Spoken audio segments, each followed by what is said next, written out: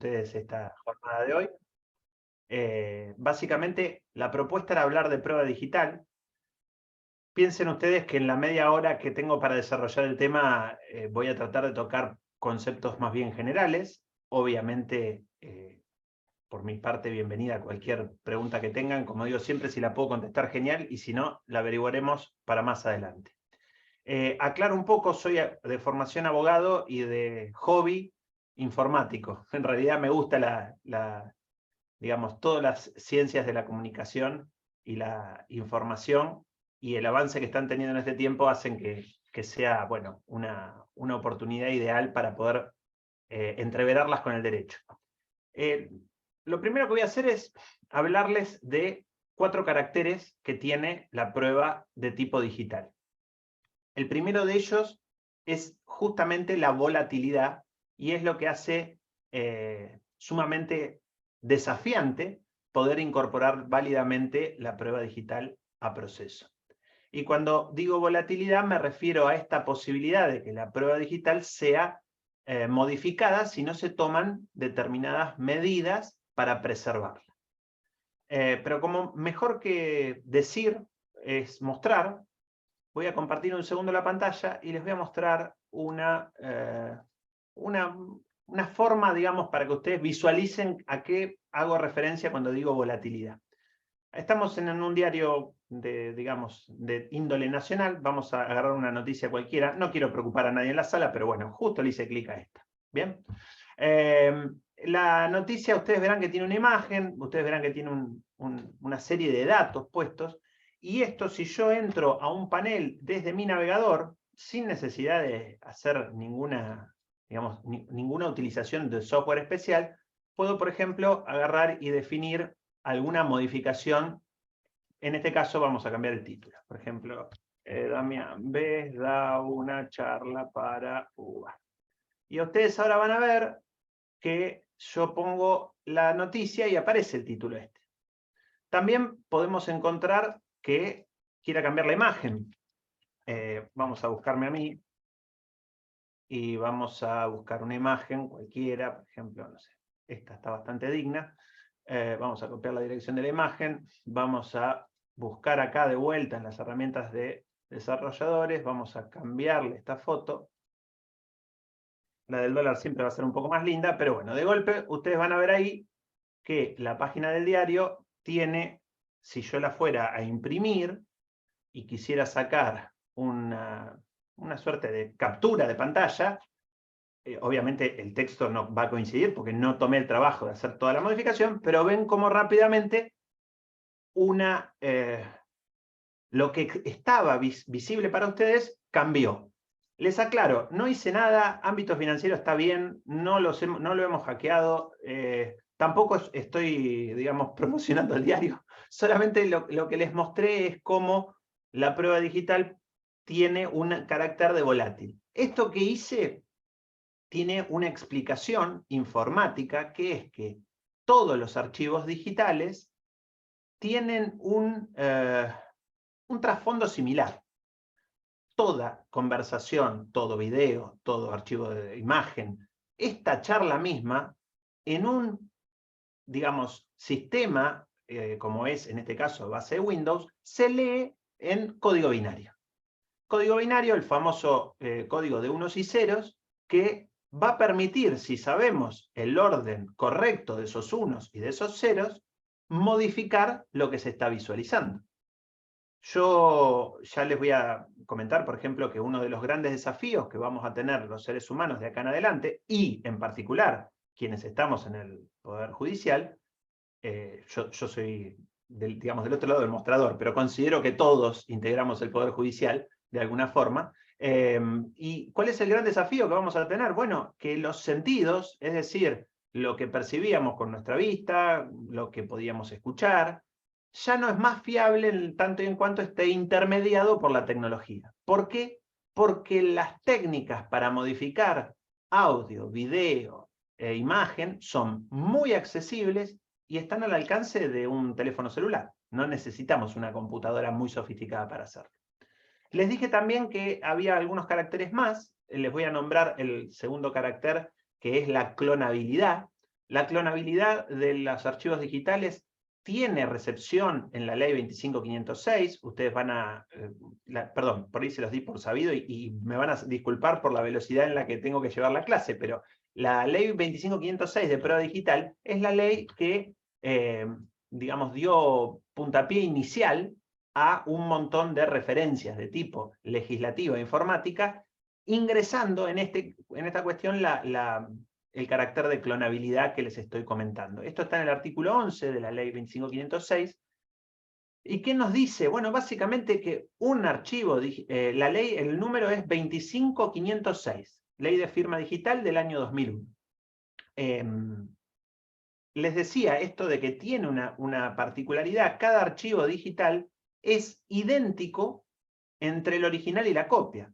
Si nos vamos al mundo físico, al mundo que estábamos habituados, si teníamos un papel original, un documento que tenía su origen en papel, digamos, átomos de tinta sobre papel, bueno, nos íbamos a encontrar con que ese documento podía extraerse copia y cada copia es distinguible del original y nos permite esta situación saber cuál es primero y cuál es después. Por ejemplo, hasta cronológicamente nos permite ubicarlo. Ahora, en lo digital, si no contamos con otros elementos, como van a ser los metadatos, va a ser imposible hasta para el propio software detectar un original de una copia. Son clones. Entonces, por ejemplo, en Provincia de Buenos Aires y bueno, en la Justicia Nacional del Trabajo también, sabemos que una copia no auténtica, una fotocopia no autenticada o no reconocida por la contraparte no vale como prueba.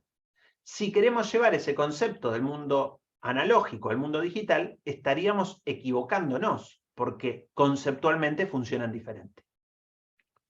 Bien, el otro carácter que les iba a nombrar es que toda la información de tipo digital trabaja con datos y con metadatos.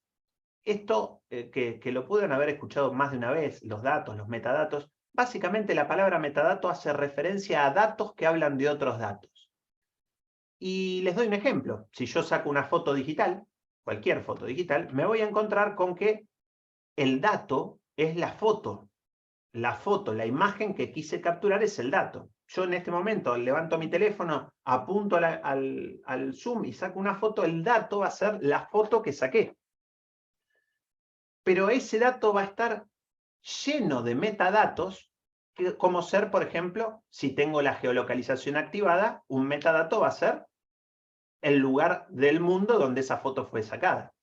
Si no tengo la geolocalización activada, seguramente la cámara y el software que estoy utilizando impriman en esa foto, además de la imagen, que es lo que yo quería, el dato de fecha de creación, el dato de la cámara que fue la que sacó la foto, la versión con la que se utilizó el dispositivo, el hardware a fotografiar, etcétera, etcétera. Entonces, ¿qué reflexión tenemos que tener? Que bueno, que muchas veces el dato que nos pasan es una parte, pero que hay muchos más datos detrás de lo que nos están mostrando. ¿Bien? ¿Y para qué puede servir esto? Bueno, muchas veces para identificar si un archivo es íntegro, siguiendo los conceptos que da la ley 25506. Pero antes de pasar a estos conceptos, termino con el último carácter, o la última característica de la prueba digital, que es la inmaterialidad. Este concepto hace referencia a que es imposible para el ser humano aprehender digamos, un archivo digital si no contamos con el software y el hardware necesario. Software y hardware entiendo que son dos conceptos que la mayoría maneja, porque, bueno, básicamente estamos atravesados todo el día por un poco de hardware y un poco de software. En este momento esta conversación la podemos tener gracias al hardware que estén utilizando, un celular, una computadora portátil o una computadora de escritorio, pero también necesitamos más de un software para que esta conversación esté visible. El primer software que se nos va a venir a la mente es el del programa que estamos utilizando, el del Zoom. Pero no se olviden que antes de ingresar a Zoom, tuvimos que prender la máquina. Y para que la máquina pudiera funcionar, existen otros software que son los que vamos a denominar software operativos. Software operativos, en el caso de que utilicen una computadora base Windows, puede ser Linux, puede ser iOS. Si es desde un celular, podemos estar hablando de software operativos como Android, como, bueno, todos los software que permiten al hardware hacer las funciones mínimas necesarias, prender, apagar, leer archivos. ¿Bien? Entonces, se dice que es inmaterial, este sería el cuarto de los caracteres, porque si no contamos con hardware y software adecuados, no vamos a poder visualizar el archivo. ¿A quién no le pasó más de una vez que hace doble clic en un archivo y se encuentra con que aparece el fatídico cartelito de Windows que dice, Windows no sabe cómo leer este archivo? De la lista que está acá abajo, dígame con qué programa usted pretende abrirlo. Bueno, spoiler alert, cuando aparece ese cartelito, ninguno de los software que están abajo van a poder leer bien el archivo, porque es probable que si no encontró de entrada es porque no lo tengan. Y esto parece una pavada, pero la transpiración que he visto en colegas tratando de reproducir un video en una audiencia de exhibición de un video porque no habían llevado el software adecuado para leer ese archivo de video, se las regalo. La verdad que entonces uno va muy contento con su pendrive y su archivo, por ejemplo, no sé, MP4, y en la computadora del tribunal no había para leer ese software. Y hizo doble clic y se quedó y nos quedamos y nos miramos y uno le pone un poco de voluntad y aunque sea la contraparte se acerca y le dice, a ver, fijémonos, a ver si podemos descargarlo. Ah, no, la conexión es mala. Bueno, imagínense la situación, ¿no es cierto? Ya todo lo que había planeado uno se va por la ventana en la medida de que se encuentra con ese obstáculo. Estoy mirando acá perdón, voy chusmeando acá el chat y me dijo el cuarto carácter, les nombré inmaterial, les nombré el de volátil, les nombré datos y metadatos y les nombré clonabilidad. Esos serían los cuatro, por si alguno no lo llegó a notar, ahí se los paso. Siempre aclaro lo mismo, digamos, darle caracteres a la prueba digital es una cuestión muy típica de los seres humanos, y más en particular de los abogados, que nos encanta, pero tiene una utilidad, es para entender un poco adentro de lo que está pasando.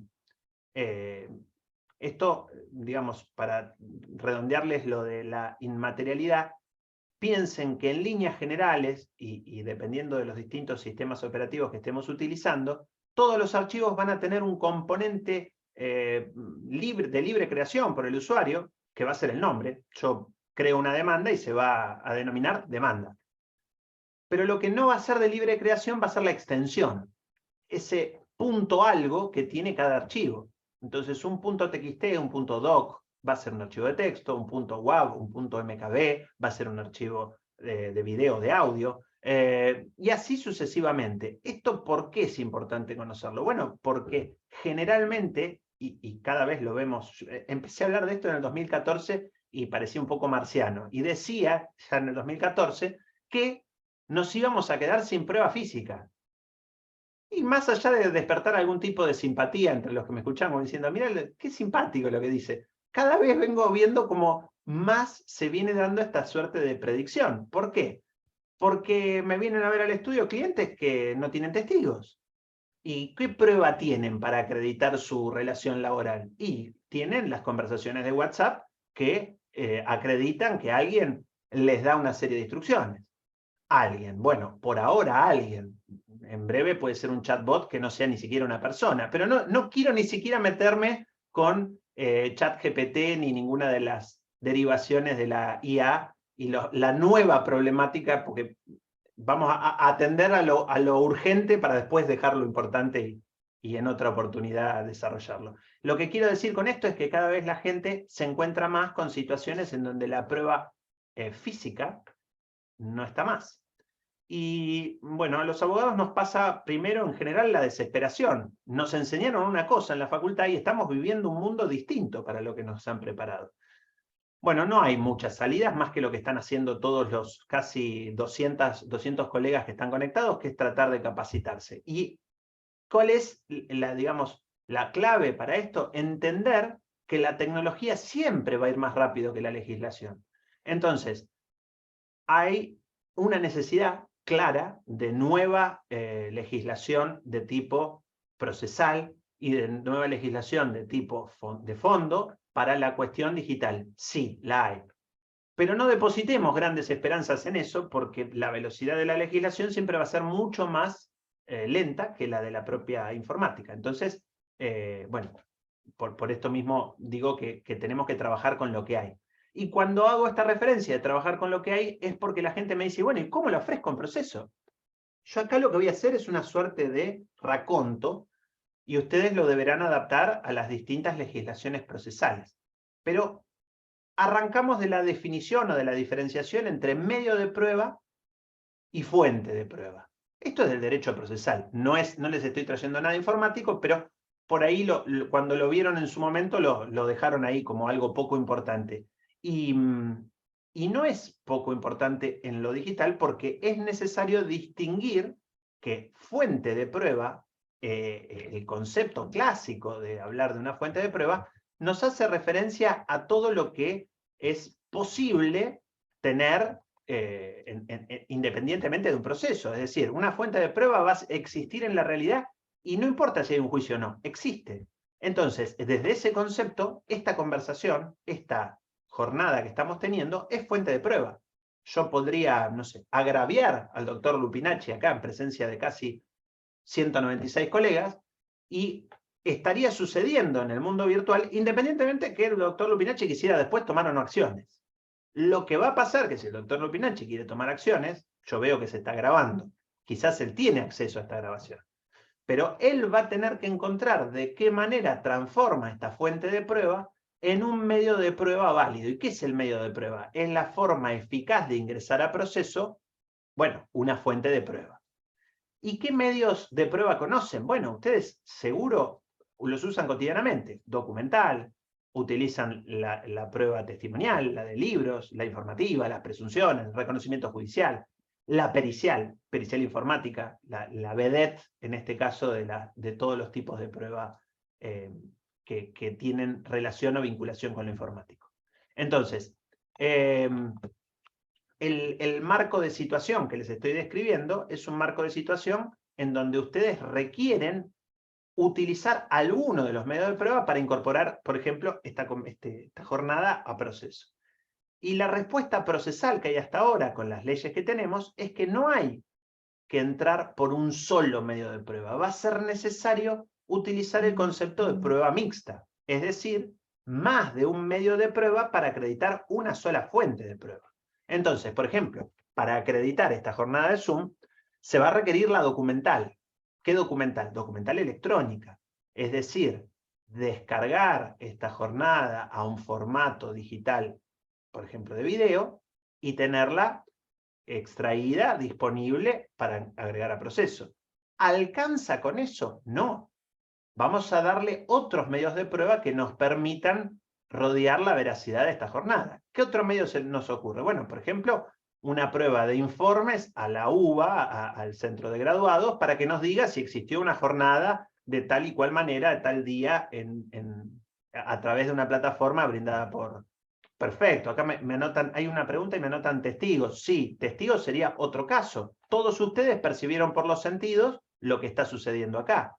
No está la inmediatez del testigo clásico. El testigo cuando declara tendrá que aclarar por qué medio percibió esto. Y parece una pavada, pero es importante que el testigo aclare. Sí, yo lo escuché al doctor Bes agredir al doctor Lupinacci porque yo podría probar de que alguien utilizando un filtro con mi cara y mi imagen hizo un deepfake y vino acá a esta clase y no era yo. O sea, el testigo va a decir que ingresó por sus sentidos lo que está informando, pero no puede dejar o omitir decir que sus sentidos estaban mediados por un equipo tecnológico, por un hardware y por un software. Bien, leo acá una pregunta que dice, si quiero presentar un video, creo que puedo generar el vínculo y presentarlo como prueba, pero si la parte lo contrario lo desconoce, ¿cómo prueba la autenticidad?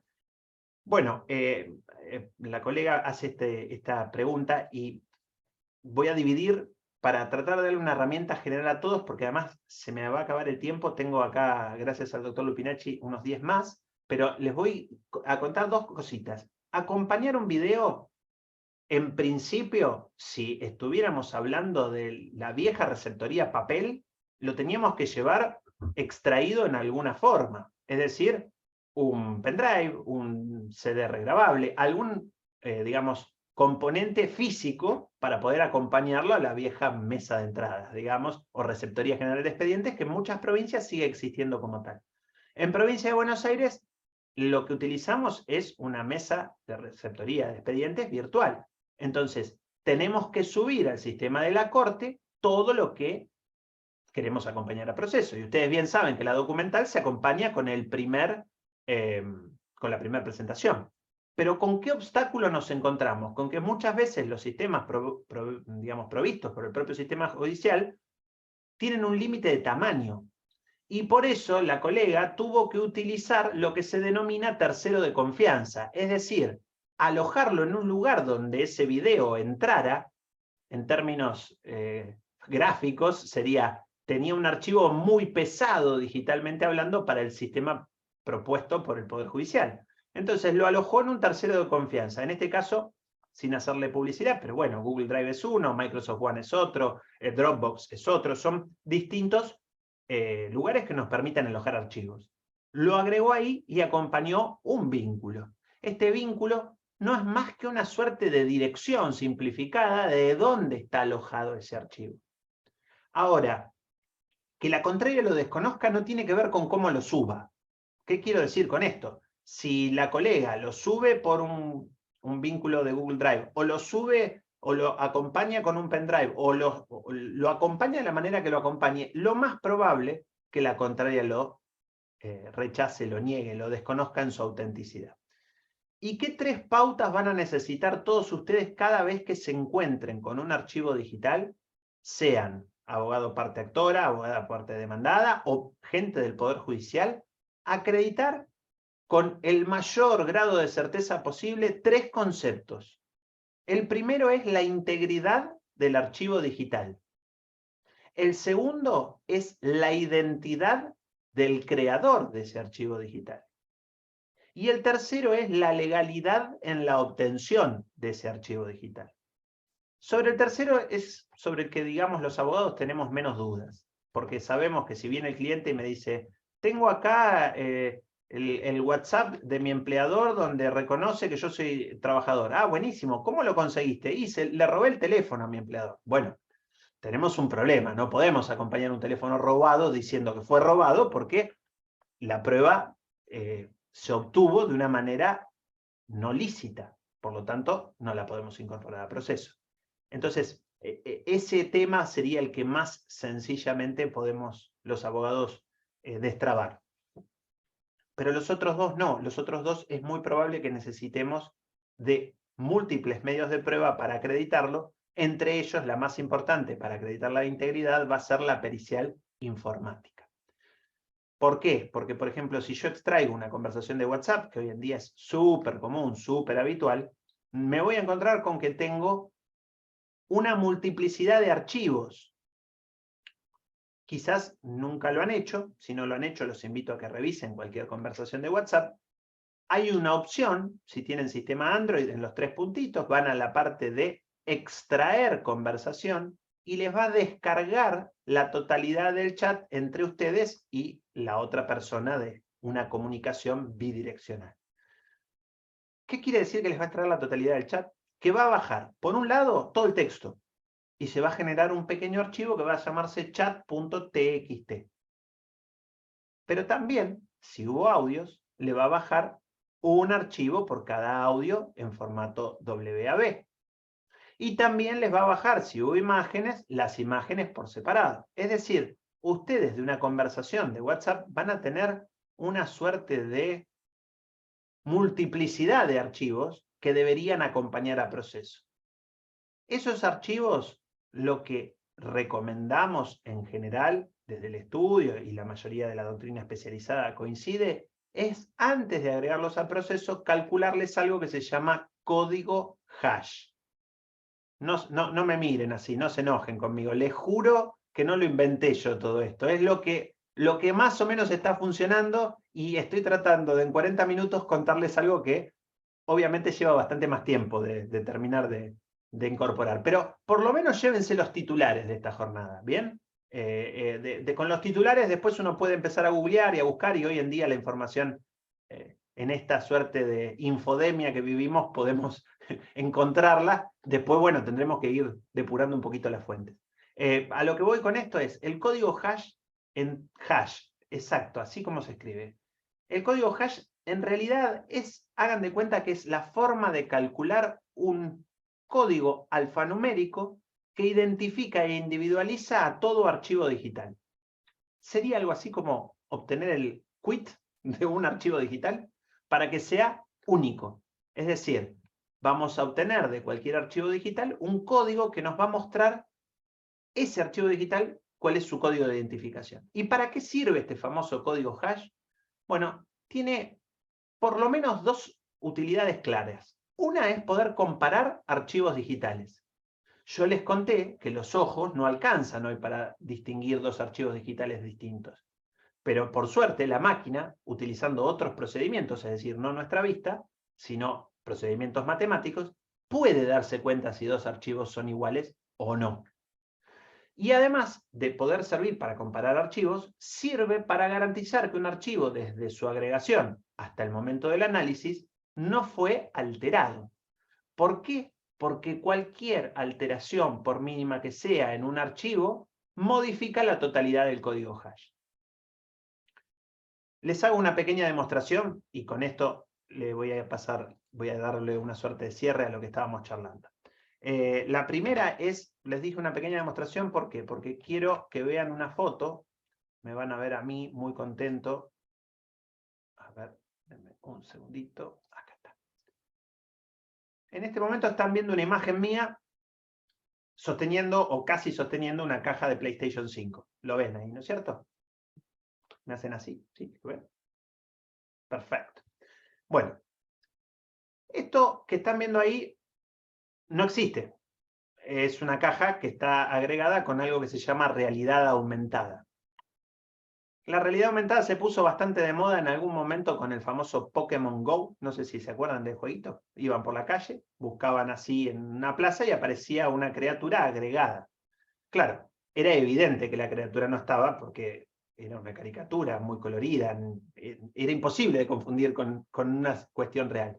Pero la realidad aumentada nos permite hoy generar cosas muy, muy creíbles.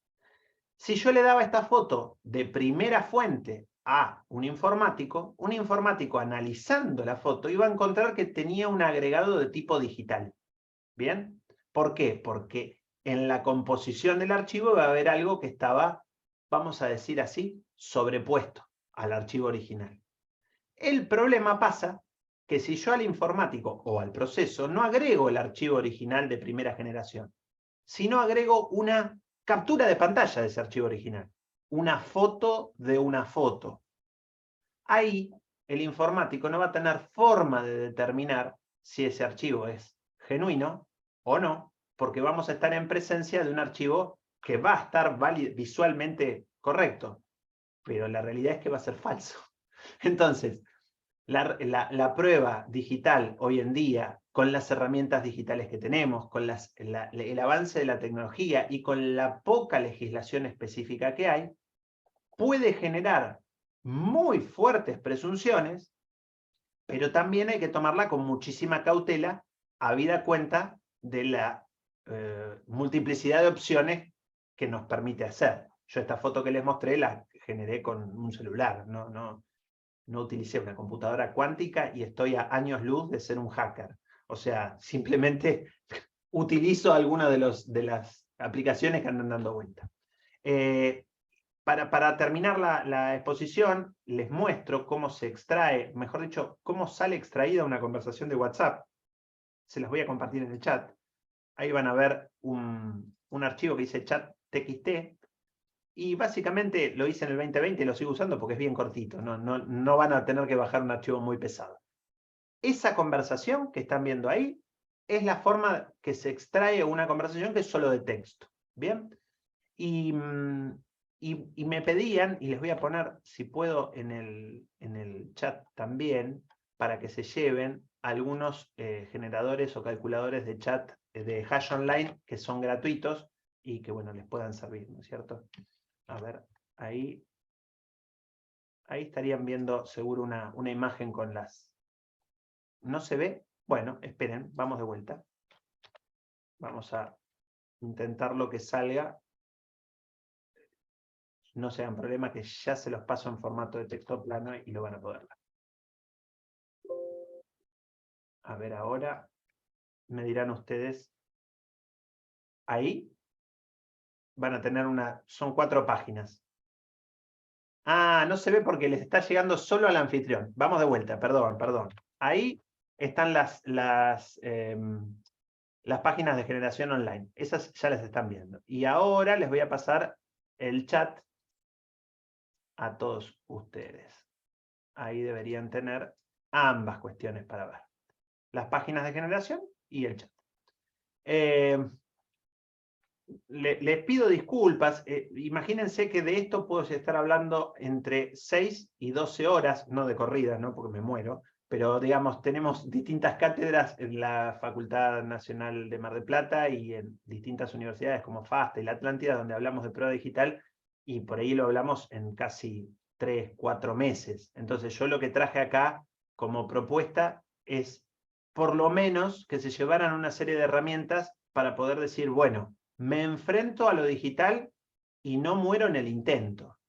¿Está? Sepan siempre esto, detrás de todo informe digital, detrás de un mail, detrás de un WhatsApp, hay muchos más datos de los que se ven. Muchísimos más datos. ¿Por qué? Porque, bueno, precisamente la informática funciona así. Si yo mando un mail y veo solo el mail y quiero acompañar al proceso ese mail impreso, estoy recortando la prueba que tengo.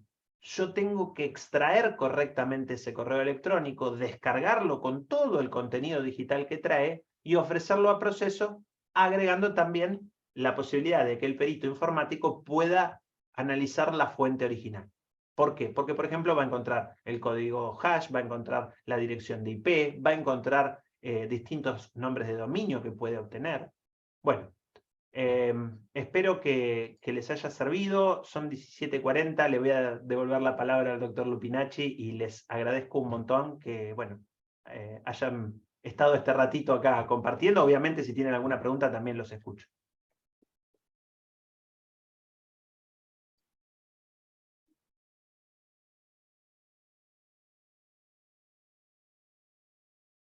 Igual, Dami, las preguntas creo que las fuiste contestando en el vaivén, ¿verdad? Exactamente, las que vi, sí. Si dejé a alguien colgado, les pido disculpas.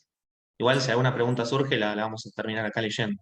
Dale, dale. Igual estoy leyendo y son todos agradeciendo al doctor, excelente exposición, están todos agradeciendo y más que agradecidos por ver. Todo muy claro, ponen. Mira, Dami, ahí te están pidiendo una segunda vuelta, ¿eh? Te están pidiendo una segunda vuelta. Yo no, vos sabés, cuando te invito no puedo dejar de hacer esto. Siempre segunda vuelta, tercera, cuarta. Bueno, nada, mi nombre es Iván Lupinacci, pero quiero hacer un paréntesis. No lo pude hacer en el primer encuentro y le quiero agradecer a Graduados por el espacio, porque todos y todas tenemos el seminario gracias a que Graduados nos brindó este humilde espacio para compartir en breves minutos. La verdad que a Damián siempre está predispuesto a compartir estas cosas que son, si bien innovadoras, ya son del cotidiano y son complejas, muy complejas. Y con 40 minutos, lamentablemente, queda corto. Pero prometemos, Damián, te comprometo acá sobre grabación, hacer una segunda vuelta donde puedas tener un poco más de rato y hacer más extensiva la conversación. ¿Te parece bien? Bien. Todos y todas son testigos de que se comprometió. Cuestión. Soy el coordinador del curso, también les quiero agradecer a las personas que están compareciendo acá, seguramente están cansados y cansadas después de la jornada de trabajo o siguen todavía en el trabajo, y a las expositoras y expositores que humildemente aceptaron venir y compartirnos un poco de su experiencia profesional y de su tiempo. En mi caso me toca hablar de un tema que, si bien lo tengo un poco trabajado, ya tal vez alguien en algún momento haya leído algo mío con respecto al despido discriminatorio, como tenemos poco tiempo, me parece que este tema lo voy a tratar de ceñir solo a la prueba, que usualmente es lo más complejo, es lo que más problemas trae al momento de dirimir el conflicto cuando el proceso ya se encuentra judicializado, ¿sí? El problema más que nada va a recaer en las formas de probarlo, porque usualmente lo que está intrínseco, es decir, lo que se hace en el deber mente, no se exterioriza siempre. Es algo común, estamos todas y todos pensándolo en nuestras casas y no todo lo que pensamos lo decimos. Y no todo acto que nosotros llevemos a cabo sí o sí tiene que venir concadenado de algo que se exterioriza per se. No hay ejemplo, yo en este momento puedo estar pensando en si les está gustando el curso y yo no decirlo. Y sin embargo, estoy tratando de transmitir una idea. Con respecto al despido discriminatorio, voy a dar solo una cuestión metodológica de pedagogía, porque al ser en graduados pueden haber personas que no se dediquen a lo laboral estrictamente. Por una definición de discriminación que entendemos desde el aspecto de lo básico, para que podamos entender a qué nos ceñimos por despido discriminatorio, primero tenemos que entender lo que es la discriminación. Para eso, testigo discriminatorio, no, despido discriminatorio. El despido por causales de discriminación. Reitero, vamos a hablar sobre eso en estos breves minutos y nos vamos a ceñir en la prueba. No, por favor. Para dar un pantallazo muy general, cuando hablamos de discriminación, primero hay que buscar una definición. Como nosotros usamos el idioma castellano, voy a ir a la RAE, y la RAE va a hablar de dar trato igual a personas o a una colectividad de estas personas, y da diversas palabras con cuestiones que no se pueden hacer. Es decir, buscar una diferencia por cuestiones que se me pueden ocurrir, religiosas, políticas, de sexo, etcétera, etcétera. La RAE da una definición. Y algo muy importante es que esta definición, al final de todo, tiene la palabra etcétera. Y lo remarco y subrayo, ¿sí? ¿Por qué? Porque la Real Academia Española no es algo legal, pero sí es algo que nos va a dar una definición. Ahora bien, Constitución Nacional, Convención Americana de Derechos Humanos, PIDEX, Convenios OIT 100, 111, 190, entre otros. Recomendaciones OIT 23.592, Ley Nacional, Ley de Contrato de Trabajo y Constitución Nacional, siempre toman esa definición para hablar de discriminación. Es decir, siempre estamos hablando de lo mismo, ¿se entiende? Pero con algunas características en particular. Por ejemplo, la 23.592, que es la ley de contratos discriminatorios, habla también de cuestiones políticas, de cuestiones gremiales. Y un dato no menor a tener en cuenta es que los despidos discriminatorios que usualmente vemos en manuales tienen o yacen su primogeria, digamos, los primeros, en cuestiones de índole gremial.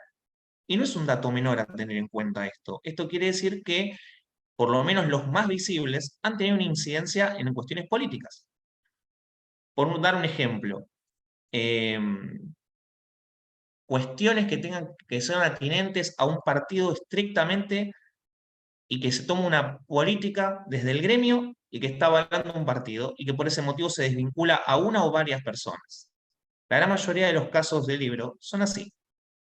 Ahora bien, al día de hoy, en la justicia del trabajo, donde por ejemplo yo me desarrollo, ya no solamente están esos supuestos, sino que hay varios otros. También otro caso de libro que seguramente más de uno o una le haya tocado en el estudio, es el de maternidad o el de matrimonio. Son los casos comunes, pero hoy tenemos otros también. Ahora bien, para avanzar un poco, porque tengo poco tiempo, ya les hablé del marco legal, se me ocurre, si me permiten voy a compartir un pequeño PowerPoint para que sea más ostensible, créanme que lo pongo para que se pueda ver como así. Bien, para que lo vayamos avanzando, yo les hablé de la ley de contrato discriminatorio. Espérenme un segundito. Ahí estamos. Yo les hablé más o menos de este marco. Les dije, el marco legal es este. También les mencioné la ley de contrato de trabajo, la Constitución Nacional, pero básicamente aquí es donde encontramos la protección contra la discriminación. Ahora bien, la ley de contratos discriminatorios primero parte de una consecuencia y después parte de una definición. ¿Sí? No dice que arbitrariamente impida, bla, bla, bla, bla, bla.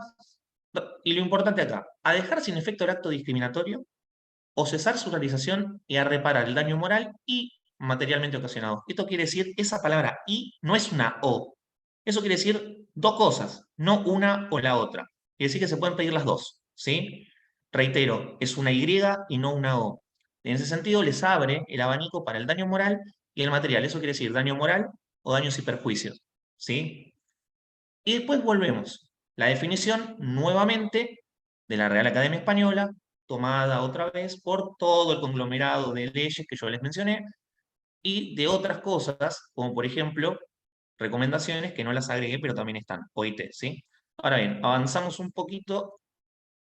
Perdón si voy muy rápido, pero el tiempo es tirano, lamentablemente.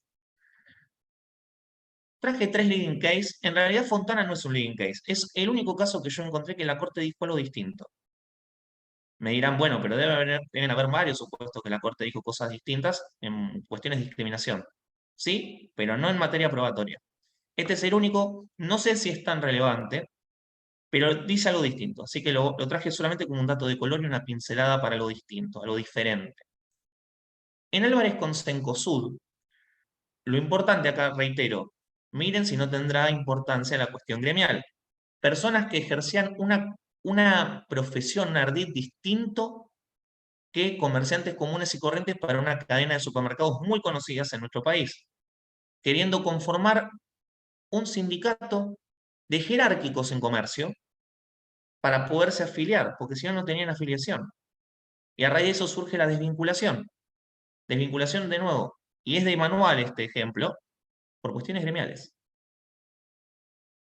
La Corte en Álvarez con Cencosud es la primera vez que utiliza la 23.592, un caso laboral, después del fallo Fredo, que habilitó a que una ley con una incidencia civil, porque los rubros que yo mencioné son netamente civiles, en la ley de contrato de trabajo no van a escuchar de daño moral o material, van a escuchar de reparación agravada, y la aplica por primera vez acá. ¿Sí? La mayoría lo aplica, restituye a sus personas a su puesto de trabajo, y habla del daño, habla de daños y perjuicios. Voy a ser claro, las palabras de la Corte son daños y perjuicios, ¿sí? Pero la restitución para la Corte hace a la nulificación del acto por discriminación, ¿sí? Para que se cumpla el artículo primero de la 23.592 se tiene que nulificar el acto de discriminación, como si no hubiera existido. Y el acto de discriminación en este caso es el distracto, el despido. En cuestión, para avanzar un poco más, es la primera vez que se habla de cómo debe de entenderse la carga probatoria en este supuesto. Avanzando un poco, y ya dejando atrás definiciones, cuando nosotros vimos en derecho procesal hablar del onus probandi, siempre se nos ha dicho en diversas universidades donde lo hayamos hecho, que quien alega un hecho es quien debe de probarlo. Pero en el caso de discriminación no es tan así. ¿Por qué? Porque hay una protección que está siendo, por así decirlo, más, una protección un poco más alta de la habitual. Y esto es en materia probatoria. El motivo de esto es que usualmente la parte actora, quien se encuentra en esta situación, no tiene las pruebas, las carece. Puede que haya sido algo de mano a mano, puede que haya sido algo que no tenga realmente un testigo, que no tenga una prueba, ni siquiera la informática que nos decía Dami, no podemos no tener nada. Pero ahora vamos a adentrarnos a eso. Por eso me parece a mí dejar algo en claro. No es que se invierte la carga probatoria. ¿Sí? Esto lo voy a dejar en claro.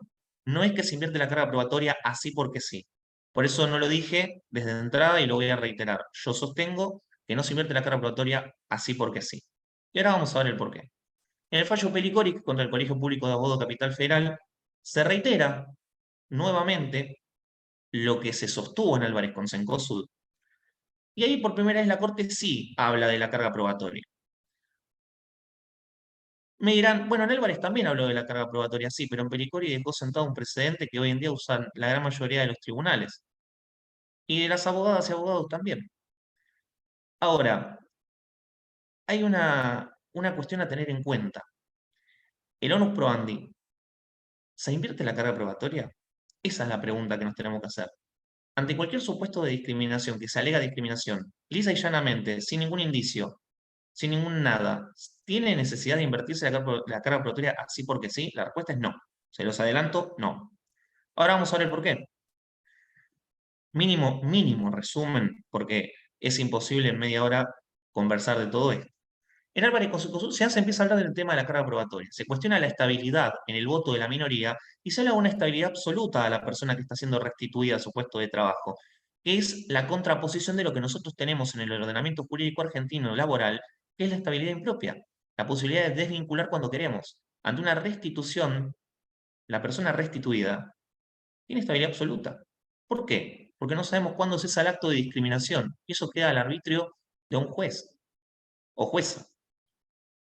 ¿Cuál es el plazo razonable para poder desvincular a alguien después de que se nulifica el acto de discriminación?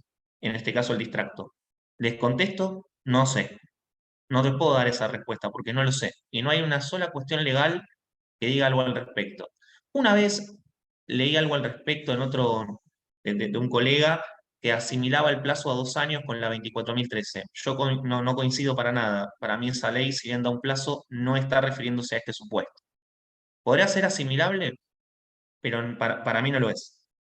En Pelicori, que de nuevo se reitera la importancia de la prueba a producir, hago un pequeño, aquí en el PowerPoint lo pueden ver, es una pequeña reseña de que la persona tiene que demostrar por lo menos a prima facie que ha sido víctima de un supuesto de discriminación. ¿Para qué? Para que se justifique que de manera objetiva ese trato fue diferente y ahí recién se pueda hacer que la parte que está en mejores condiciones de probar que no discriminó, lo pruebe. Pero no sobre cualquier cosa. Tiene que ser sobre el hecho o indicio que un juez o jueza entiende objetivamente fundado que hace a que la prueba se vaya para el otro lado. No es sobre toda la prueba, es sobre la cosa. ¿Se entiende? Ahora vamos a ver unos ejemplos para poder abarcar un poco más esto con más detenimiento.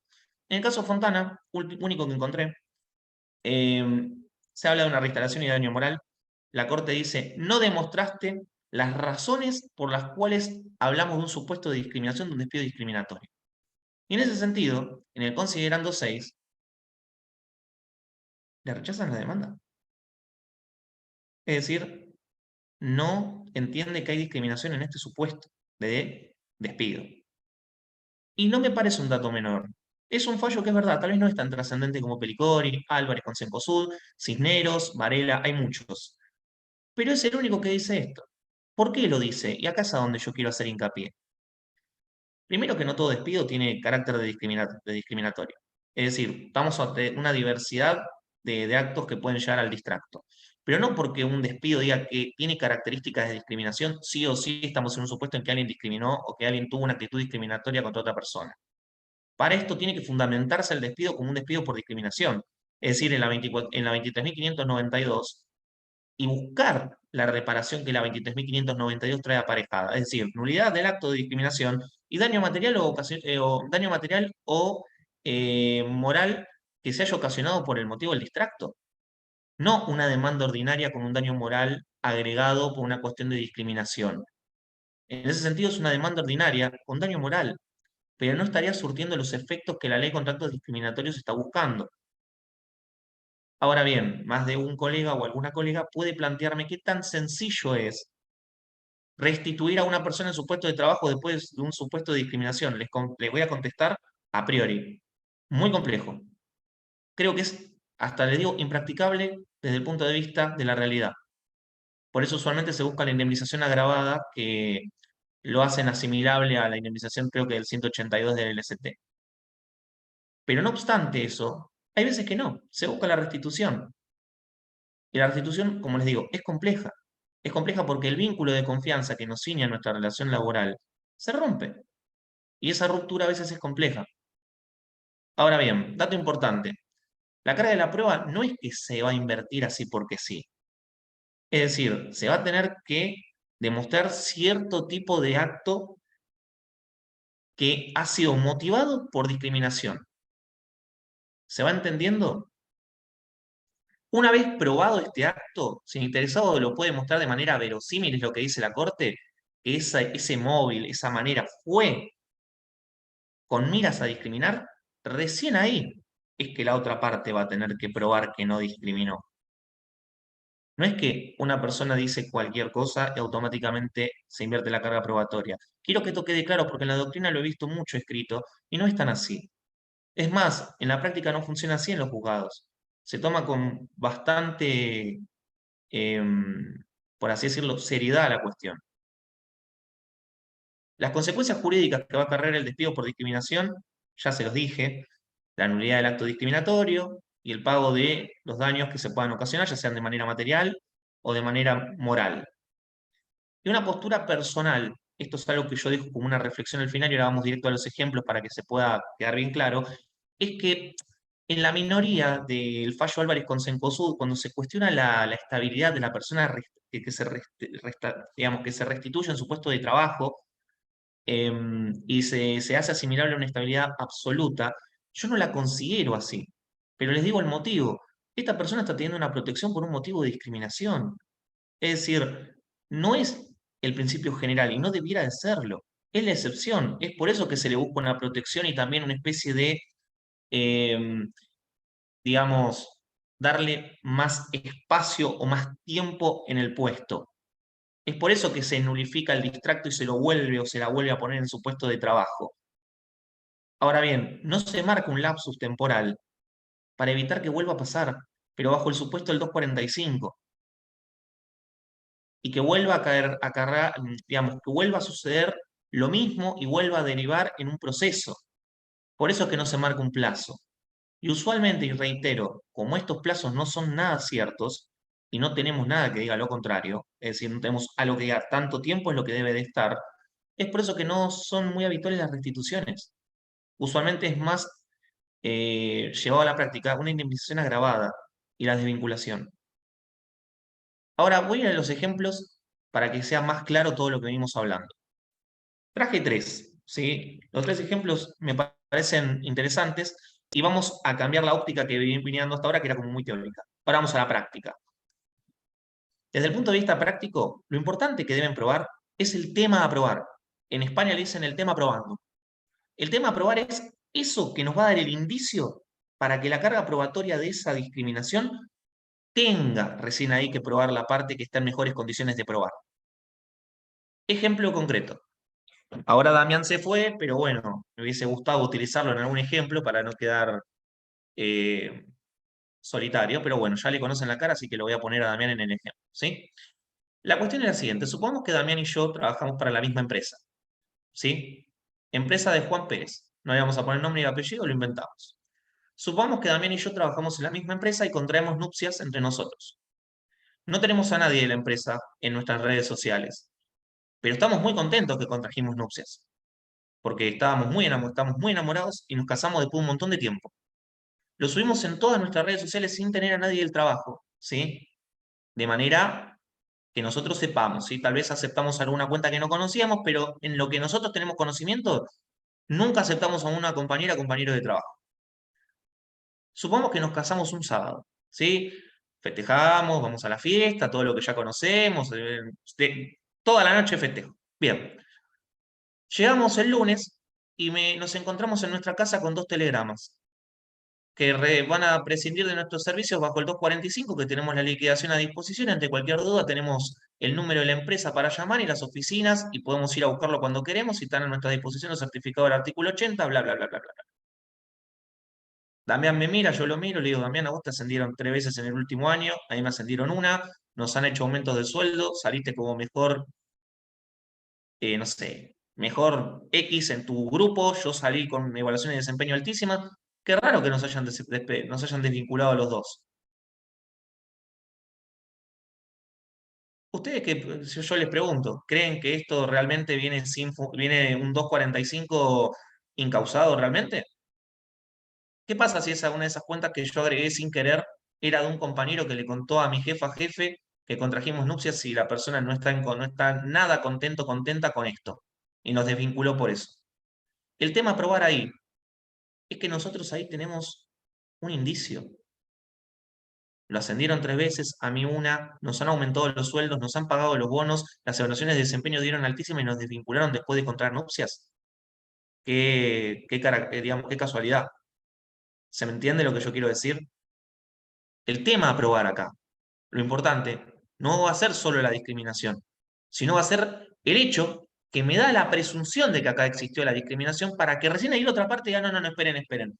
Iván, vos a mí no me avisaste que faltaste 10 veces sin decirme en las últimas 3 semanas. Y Damián, yo tengo una foto de él que está robando la caja fuerte. Los desvinculé sin causa porque en realidad no quería hacerles un lío mayor. Pero todo esto nosotros no lo sabemos. ¿Se entiende? Nosotras y nosotros no tenemos conocimiento de esto hasta que hemos llegado a un proceso. Ahora bien, supongamos que no existe otra causal que no sea la que yo les puse en el supuesto, que sea la contracción de las nupcias. Es un despido por discriminación y el indicio es el hecho, es el acta de matrimonio. Es demostrar que hubo una forma de trabajar dirigente y que no había otra manera, no había el por qué desvincular a estas dos personas, que reitero, ambas están vinculadas ahora de manera nupcial. Otro ejemplo, este es uno que se me ocurre a mí, voy por otro. Saben que usualmente las aseguradoras y también los empleadores o empleadoras hacen exámenes periódicos a sus empleados y empleadas. Supongamos que uno de esos exámenes periódicos le hacen un examen por HIV, protección de la OIT contra cualquier persona que ha contraído el virus. Supongamos que, me pongo de nuevo en el ejemplo, me hacen el examen periódico, me avisan que me van a realizar un test para saber si yo tengo o no el virus. A mí nunca me informan nada. Después de 2 días de hacerme los análisis, me desvinculan con un 245 poniéndome a disposición de nuevo toda la liquidación y lo demás. Reitero, una persona que supuestamente trabajó de manera diligente, que ha cumplido con el deber de su trabajo. Reitero, llama poderosamente la atención la desvinculación. El tema a probar acá es que no haya sido el motivo del distracto ese análisis de sangre. Y reitero, ¿cómo podemos saber eso? Porque yo puedo saber que lo tengo. Yo puedo decir que tal vez fui diagnosticado hace 10 años atrás y que estoy en tratamiento. Y es más, tal vez hasta lo informé al momento de entrar a trabajar. Es posible que lo haya hecho. El tema a probar ahí va a ser que el distracto no haya sido por otro motivo. Reitero, otro ejemplo, si bien el del HIV es de manual, es muy usual. Son casos usuales yo lo que les estoy dando son ejemplos donde lo que no se prueba es la discriminación solamente, sino que lo que se prueba es un hecho que hace el indicio de la discriminación. Y recién ahí va a ser la otra parte la que va a tener que decir, no, en realidad yo te desvinculé por otra cosa. Supongamos, no, mira, yo no te desvinculé, Iván, porque vos sos portador del virus. Yo te desvinculé porque tengo un video tuyo donde rompes literalmente de mala gana todo el material construido por tus compañeras y compañeros todo el material de la jornada, para que yo tenga pérdidas. Y es más, hasta lo firmé, puse Iván, lo hizo. Entonces, parece ser que el motivo del distracto va por otro lado. Pero eso, reitero, a priori, no lo sabemos. Deme un segundo que voy a empezar a leer el chat porque yo lo pasé por alto y no leí.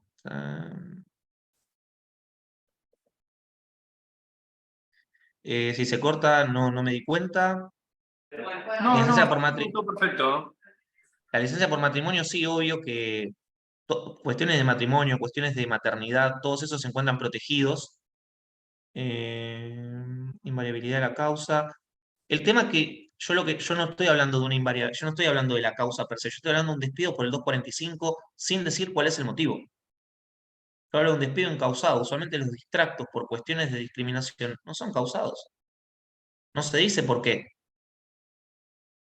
No se dice nada. Solamente se pone a disposición la liquidación final. Como si fuera un 245 en donde yo no tengo que explicar ni nadie tendría que explicar nada de por qué despide. Pero en estos supuestos que yo les estoy diciendo, llaman la atención la forma. ¿Se entiende? Lo puse bastante contemporáneo todo para que sea muy ostensible, pero a veces no son tan fáciles de ver. Y el último ejemplo, que bueno, Damián no se metió, pero sí, todo lo que ustedes están diciendo es así. Yo no voy a usar esa palabra, pero sí, puede ser por su orientación sexual, sí. El último ejemplo, que si bien Damián no se metió en este tema, me parece que es importante, Damián les habló de las TICs, ¿sí? Habló de las inteligencias artificiales, no se metió, pero habló. Hoy en día hay muchas inteligencias artificiales que se encargan de hacer cosas, como por ejemplo, analizar los currículum vitae de las personas que van a ser llevadas a cabo en un proceso de selección de personal. También se utilizan para poder ver evaluaciones de desempeño. Qué persona arroja buenas evaluaciones y cuáles no, y cuáles están en situaciones de, por ejemplo, ser desvinculadas o no. Ahora, yo pregunto, me voy a poner siempre a mí en el ejemplo para no herir susceptibilidades, no molestar a nadie, no me gusta hacer esas cosas. Siempre me pongo a mí, que en el peor de los casos, que me vuelen los tomatazos a mí. Supongamos que yo como empleador tengo un problema con alguna persona en particular de la planta con quien yo trabajo. Y le digo a alguien que es un programador, programadora, que se encargó de programar que la inteligencia artificial evalúe las evaluaciones de desempeño de determinada manera, haga que una persona le arrojen las evaluaciones de una manera baja. Eso la persona no lo va a saber nunca. Y tal vez sus evaluaciones de desempeño dan terriblemente mal, al punto tal de decir, bueno, listo, estamos ya en, en condiciones de poder agarrar y desvincular a la persona con causa. Ahora bien, ¿cómo sabemos nosotros que la persona empleador o empleadora habló con una programadora, programador y tocó un código para que se pueda proceder a un despido de estas características? Le voy a aclarar, es muy complejo y no es un caso, no es algo que sea tan sencillo de darles en 5 minutos, pero sí son ejemplos que van a terminar teniendo importancia tal vez no hoy, pero sí mañana, porque estas cosas ya existen, ya están implementándose y ya se llevan a la práctica, se hacen.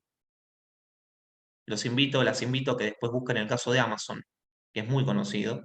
¿Y qué pasó con las personas que no habían sido contratadas? Voy a aclararles, mujeres, que no fueron contratadas por Amazon por un lapsus temporal de 1 año. ¿Y cuánto tuvo que pagar Amazon? Que es un número que está reservado, nunca se supo cuánta plata tuvieron que pagar. Solamente se supo que tuvieron que dejar de utilizar una inteligencia artificial al momento de la contratación, es decir, del cotejo de los currículum vitae. ¿Por qué? Porque la inteligencia artificial le habían programado para que diga que sea, contraten a las personas más baratas, entendiendo que las mujeres el día de mañana podían tener licencias y cargas sociales más altas, la inteligencia artificial arrojó que eran más caras y por ende contrataba solo hombres por las cargas sociales, porque decía que tenían a futuro una carga de un porcentual muy alto. Obviamente Amazon debe haber pagado, yo les digo, muchísimo dinero, y aparte de eso, dejó de utilizar este tipo de inteligencias artificiales al momento de la contratación del personal. Búsquenlo, de público conocimiento, salió hace un par de años. Pero en fin, el tema de la prueba, y reitero, para ser bien claro y escueto, tengan en cuenta el tema a probar. No hace falta probar la cosa usualmente, hace falta probar la mecánica, el tema, que ese tema tiene una objetividad y tiene sustento. ¿Para qué? Para demostrar que esta discriminación existió. Y ahí recién que la otra parte pueda demostrar de que no existió. Reitero, es muy complejo a veces demostrar el despido por discriminación. Recién estaba leyendo algo de acá abajo y me hizo acordar a esto.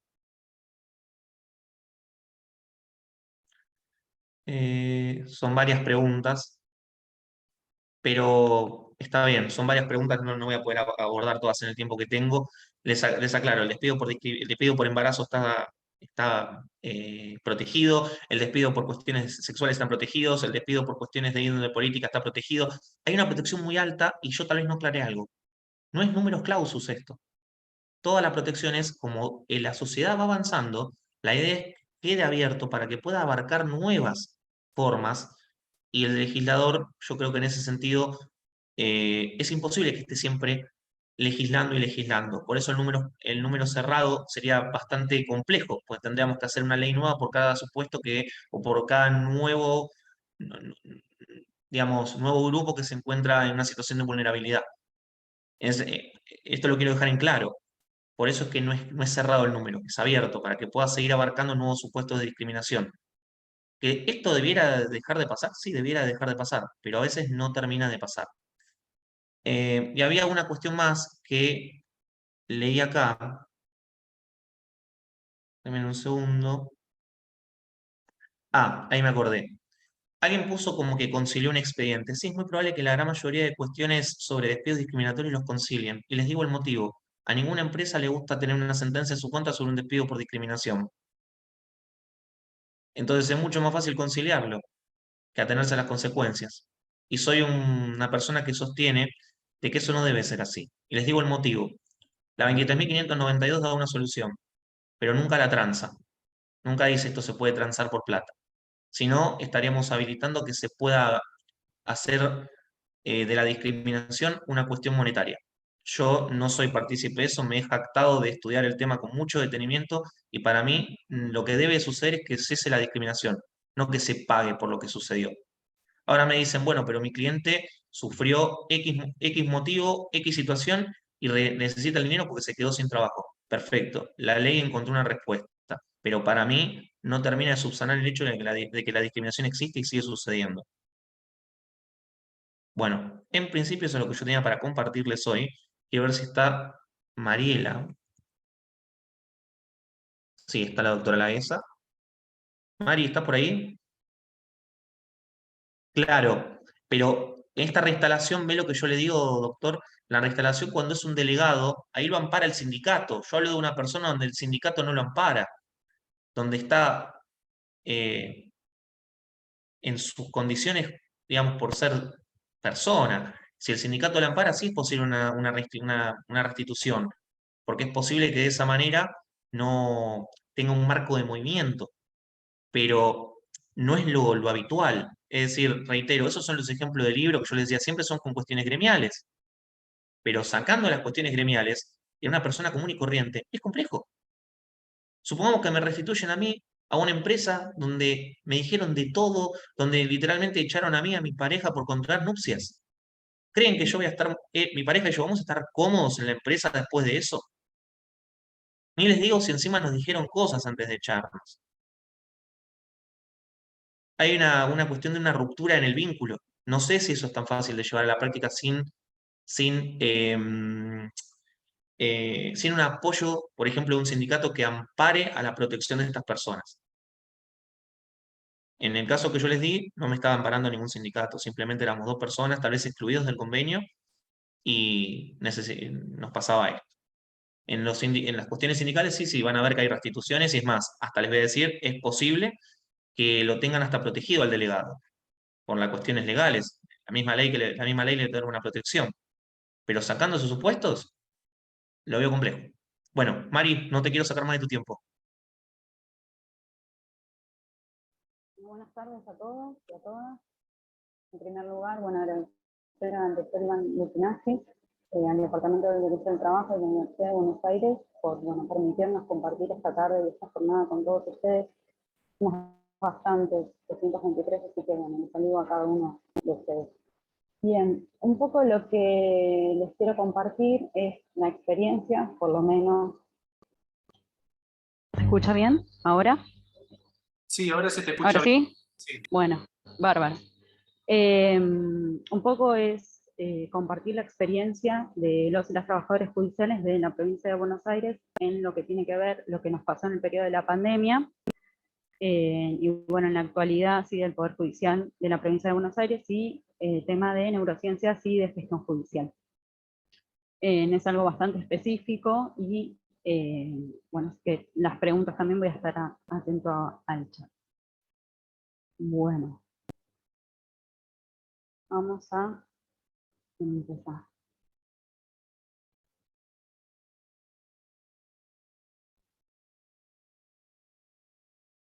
Bien. Sin lugar a dudas, la pandemia sí puso sobre la mesa un sinnúmero de discusiones, ¿sí?, en lo que refiere a el ámbito laboral de los trabajadores y las trabajadoras de la provincia de Buenos Aires. Y quiero recordar, seguramente ya lo saben, sí, algunos conceptos como para que veamos de dónde venimos y hacia dónde vamos en el ámbito de la justicia. ¿Sí? Bien, lo primero que tenemos que poner en discusión este término de teletrabajo, si no es un fenómeno nuevo, sino que fue un fenómeno que se expandió durante la pandemia. Fue un fenómeno que comenzó en Estados Unidos, ¿sí?, en la década del 60, y el científico Jack Smith, a través de la crisis del petróleo, vio la necesidad de que los trabajadores se trasladen. No se trasladen, digamos, de sus casas, sino que sea el trabajo el que se traslade a sus domicilios. Y por eso recordamos una portada del Washington Post que dice que trabajar desde casa puede ahorrar gasolina. Bien, a partir del COVID, entonces teníamos ciertas certezas técnicas, no solamente nosotros, los que trabajamos en el Poder Judicial, sino en sí todos los trabajadores. Y estas certezas técnicas de que, por ejemplo, teníamos una ley de trabajo fijo, de que nosotros nos dirigíamos hacia nuestro lugar de trabajo, y el COVID rompió un poco estas certezas técnicas y comenzamos con una nueva idea de entender el mundo en general y el mundo laboral en particular. y cambió, digamos, la imagen, ¿no?, que nosotros teníamos.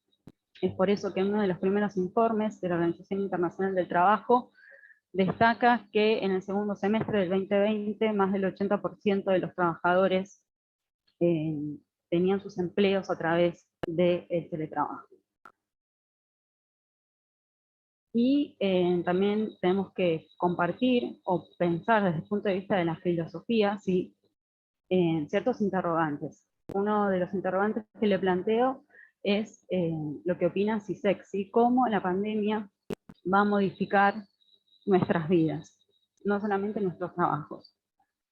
Y también acá un concepto interesante, ¿sí?, para ver de dónde venimos hacia dónde vamos, es el concepto de un economista, que es Schumpeter, que él plantea la idea del proceso de destrucción crear, esta teoría de la destrucción creativa. Schumpeter dice que en el capitalismo en general y ciertos cambios profundos y paradigmáticos, hay ciertos aspectos de nuestra vida, sí, que vamos a tener que destruir nuestra forma de entender las cuestiones justamente para evolucionar. Y acá uno de los ejemplos es el teléfono celular BlackBerry al iPhone, o cómo escuchaban nuestros abuelos o nuestros padres o nosotros desde el LP, y ahora nosotros tenemos Spotify. Esa es un poco la idea del proceso de la teoría de la destrucción. Este binomio de teoría de destrucción creativa. El teletrabajo plantea dos premisas, ¿sí? En primer lugar, que todo lugar es lugar de trabajo. Y acá es muy interesante retomar otra idea de la filosofía, ¿sí?, del panóptico de Foucault. Este panóptico de Foucault, que nosotros lo podíamos vivenciar en la fábrica o en nuestros lugares de trabajo, a través de la tecnología, ¿sí?, especialmente de la tecnología móvil, de los teléfonos celulares, va a atravesar nuestras vidas, ¿sí?, y no vamos a tener un concepto físico de establecimiento, como tradicionalmente lo entendíamos. Y otra de la premisa que rompió la pandemia es que todo tiempo va a ser tiempo de trabajo. Y acá, no solamente para los trabajadores en general, sino para los trabajadores judiciales en particular, genera un conflicto, ¿sí? Porque si Wall Street no duerme, la justicia tampoco. Primero vamos a poner sobre la mesa que hay ciertos fueros, como por ejemplo el foro penal, de responsabilidad penal juvenil, y foros de familia que no tienen, digamos, un comportamiento estanco en cuanto a un tiempo fijo, ¿sí?, porque son, digamos, procesos donde hay dependencias que están en turno y de guardia permanentemente. Hay ciertos fueros, especialmente el foro de trabajo, donde sí, esta idea de trabajo en un tiempo determinado, y a través de la pandemia y la utilización de los teléfonos celulares, sí se va a romper esta estructura. Bien. ¿Qué pasó en la pandemia? ¿Sí? Nosotros en la pandemia nos tuvimos que adaptar, ¿sí?, en un nuevo ecosistema, ¿sí? Y esta adaptación, sin lugar a dudas, no solamente fue en la pandemia en particular, sino también a lo largo de la vida el hombre se tuvo que adaptar. Es por eso que nosotros vivamos en un ecosistema, en un mundo de animales, y nosotros los seres humanos nos adaptamos porque sobrevivimos a ciertas especies. ¿Y por qué sobrevivimos? Vamos a sobrevivir por el tema, porque nosotros planificamos, ¿sí? ¿Qué es la planificación? La planificación es tener un orden, ¿sí?, es realizar previsiones, es tener un plan para conseguir un objetivo. Y nosotros determinamos y planificamos determinadas situaciones para conseguir nuestro fin propuesto. Pero nosotros no vivimos de la planificación, ¿sí?, sino que también vamos a necesitar de la improvisación, porque la improvisación nos va a permitir tomar decisiones para momentos determinados, ¿sí? Pero a diferencia de la planificación, nosotros vamos a tener un mayor costo si nosotros improvisamos, porque por ejemplo vamos a gastar mayores recursos o no vamos a obtener el resultado deseado. ¿Sí? Tanto la planificación como la improvisación son necesarias para nuestras vidas y son importantes para la toma de decisión. Bien, ¿qué tiene que ver todo esto con la gestión judicial y con la neurociencia? Justamente porque nuestro cerebro se tuvo que adaptar a ciertos cambios que, como venimos diciendo, ¿sí? No fueron de un día para el otro, sino que lo que hizo la pandemia y el teletrabajo fue pasar de la improvisación a la planificación, ¿sí? Y para ello tenemos que recordar cómo funciona nuestro cerebro, ¿sí? Porque nuestro cerebro va a funcionar en un conjunto y en él se van a producir diferentes emociones y nuestro raciocinio.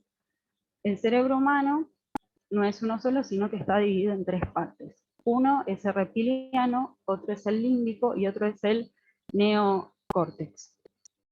¿Sí? El primero, reptiliano, es el más antiguo de todos y tiene a su cargo las funciones automáticas de nuestro cerebro, ¿sí? Con él podemos respirar, en él se activa la circulación sanguínea, ¿sí? Y el control de nuestros latidos cardíacos. El segundo, la segunda parte, digamos, de nuestro cerebro es el límbico, ¿sí? Y en él nosotros vamos a tener un paso evolutivo, porque no van a ser solamente las funciones básicas, sino lo que nos va a permitir es el tema de la comunicación, de los sentimientos, y nos va a mantener un sentido de identidad personal. Y el último cerebro, que es el neocórtex, en él vamos a poder discernir y diferenciar todo lo que nos rodea, y vamos a diferenciarnos de los otros seres humanos, y aquí se va a generar la empatía y la planificación. De esta manera nuestro cerebro se adaptó hace millones de años como se adaptó nuestra especie para sobrevivir. Entonces acá les dejo una pregunta abierta para que podamos discutir al finalizar, ¿sí? Si nosotros en la pandemia nos adaptamos, planificamos o sobrevivimos. Bien.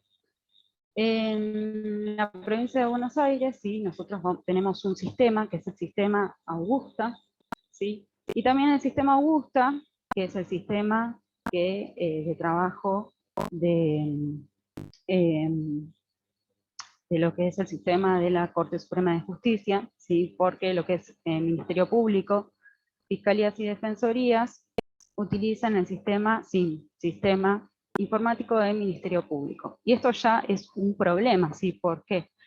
Porque hay muchas cuestiones de los organismos de corte, ¿sí? Que tienen que pasar en vista a lo que es Ministerio Público, y hay un sinfín de problemas en cuanto a que los dos sistemas no están unificados, ¿sí? Porque existen dos sistemas diferentes.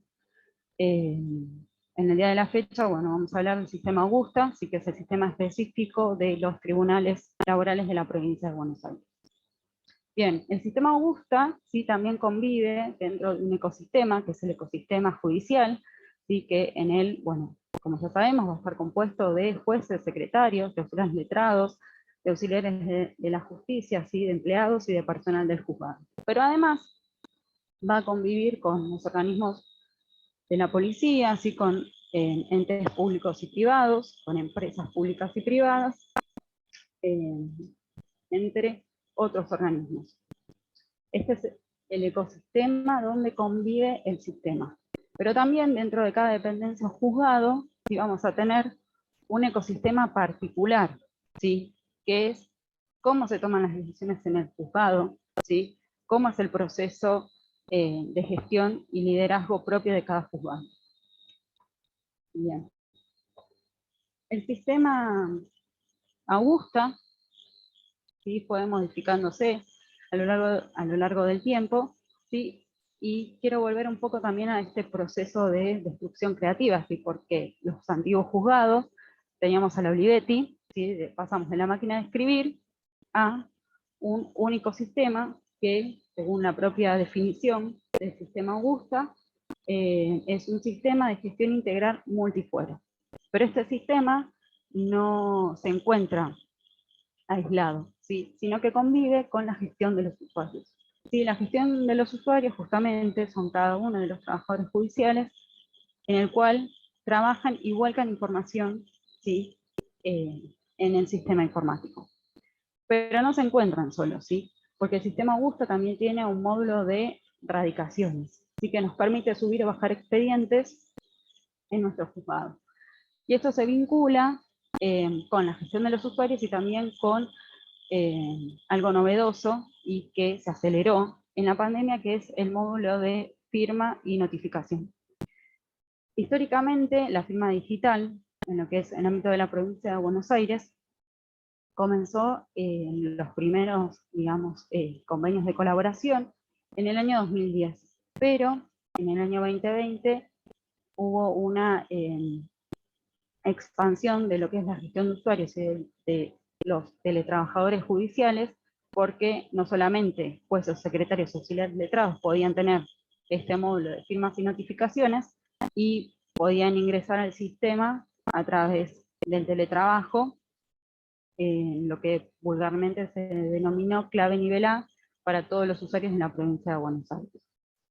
Y este módulo de firmas y notificaciones convive, ¿sí? Va de la mano con el sistema de presentaciones y notificaciones electrónicas. Bueno, este sistema justamente, a través del token y de las cadenas de bloques de blockchain, nos va a permitir, a través del sistema de notificaciones y presentaciones, que las decisiones judiciales, ¿sí? Tengan valor y validez jurídica. Pero, ¿cómo llegamos a los usuarios? No solamente a los usuarios fuera de los organismos judiciales. Nosotros, esto depende, por eso digo que cada ecosistema de cada juzgado es particular, porque existen ciertas notificaciones que, por ejemplo, en nuestro juzgado vamos a hacer a través de la aplicación WhatsApp. Sí, pero no la hacemos por sí solo, porque tiene todas estas connotaciones. Va a estar firmado electrónicamente, esa firma se va a poder validar a través de lo que es el proceso de firma y a través de lo que es el código QR de verificación, y vamos a poder llegar a los usuarios que se encuentran, por ejemplo, fuera de lo que es este sistema propio de notificaciones y presentaciones electrónicas. También tenemos la utilización de los correos electrónicos. Y hay otros juzgados que dan a conocer sus sentencias o que pueden llegar a los justiciables a través de las redes sociales o a través de Instagram. Entonces, como vemos acá, todo es una cadena, ¿sí? Y todo convive en un ecosistema y no hay nada librado al azar en el sistema Augusto. Bien, ¿cómo nosotros vamos a cargar la información? Bueno, a través de la recolección de información, ¿sí? La recolección de información es una posibilidad, ¿sí? Que tiene de incorporar y acumular, ¿sí? Diferentes tipos de escritos para que luego los podamos procesar. Y así, bueno, este tipo para que ustedes lo entiendan, la recopilación de información va a ser toda una serie de informes que nosotros le vamos a dar al sistema, ¿sí? Por ejemplo, todo lo que tenga que ver con la identificación del actor, del demandado, ¿sí? Todo lo que tenga que ver, por ejemplo, para que nosotros podamos llegar a hacer una liquidación, o para que nosotros podamos oficiar a diferentes organismos. Toda esa recolección de información nos va a permitir almacenar un sinnúmero de información que a nosotros va a ser útil, ¿sí? Para que podamos agilizar y optimizar el trabajo. ¿Cómo lo vamos a hacer? Sí, a través de lo que es la nube, ¿sí? A través específicamente de lo que es el sistema de PDF.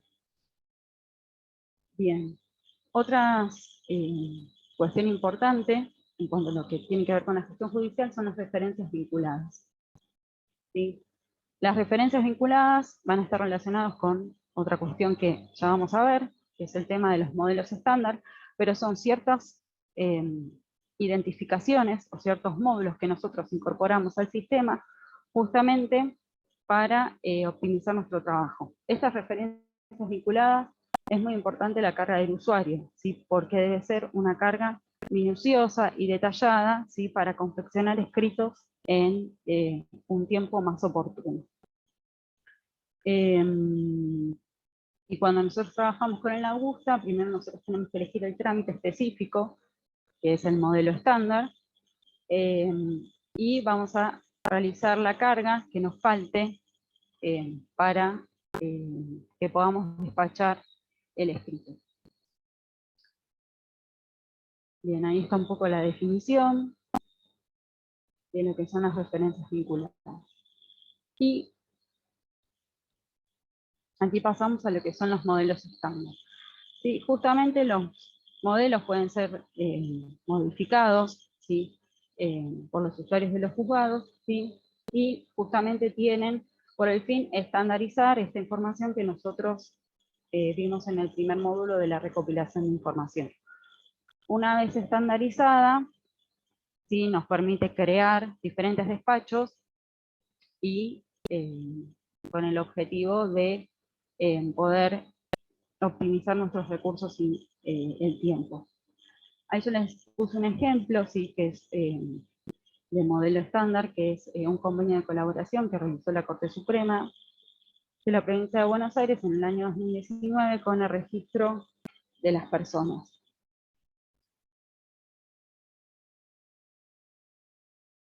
Bien.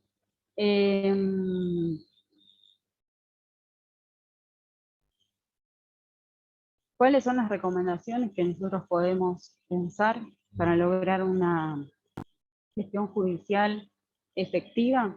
¿Sí? Tenemos que pensar en primero qué justicia queremos tener, qué queremos cambiar y qué queremos defender. Y en primer lugar tenemos que pensar cómo queremos solucionar nuestros problemas. Y justamente mejorar, ¿sí?, nuestros problemas es fijar claramente nuestro cuadro de situación actual y tener objetivos claros. Hay muchos datos en la provincia de Buenos Aires que no están democratizados y es muy importante la carga de los datos, qué queremos buscar en la gestión judicial, qué queremos, digamos, en el tema del control judicial, qué queremos llevar a cabo justamente para optimizar la justicia y llegar al justiciable. El punto de partida fue la crisis de la pandemia, sí, que puso justamente en evidencia esta necesidad de agilizar, de deslocalizar el sistema judicial, ¿sí? Y este proceso ya vimos que se dio con la utilización de las computadoras y con la unificación de los sistemas informáticos y con las múltiples herramientas informáticas como las redes sociales, la utilización del WhatsApp para las notificaciones. También la incorporación de la inteligencia artificial, ¿sí? Todo el tema de los chatbots o de las aplicaciones. Por ejemplo, en la provincia de Buenos Aires existe una aplicación para denunciar delitos, y también existen, inclusive, no en la provincia de Buenos Aires, pero sí existen sistemas judiciales que implementaron la resolución de disputas en línea. Y se está hablando, ¿sí?, del chat GP4 o la utilización de la inteligencia artificial para poder resolver o para poder explicar ciertas pericias judiciales. Bien, nosotros en lo que es la justicia tenemos una triada que es Derecho, Innovación y Justicia, que justamente va a requerir una planificación a mediano y a corto plazo.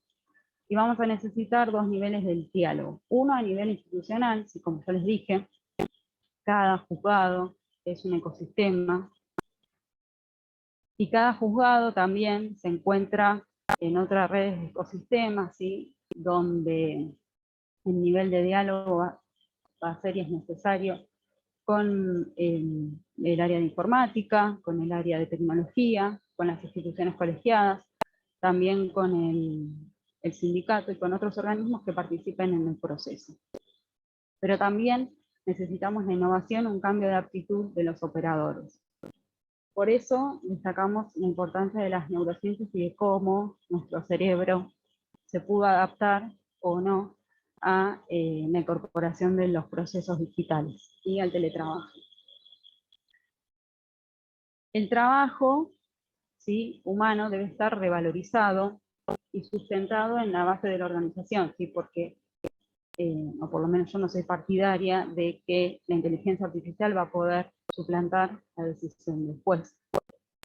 Pero sí necesitamos un trabajo dirigido y responsable para poder lograr una justicia más eficiente. Vamos a apoyar la modernización, la despapelización, y esto justamente es para lograr un servicio de justicia más eficaz. Y para ello va a ser necesario justamente digitalizar los expedientes, tomar audiencias remotas, teletrabajar, aceptar estos procesos de cambio. Todo eso sustentado justamente en la seguridad jurídica. Y aquí, sin lugar a dudas, la gestión judicial tiene que ser nuestro eje primordial, porque el tiempo acá no es oro, sino que justamente el tiempo es justicia. Es por eso que los actos procesales deben ser llevados de una manera más sencilla, más amigable con la jurisdicción, con los justiciables y también con los abogados.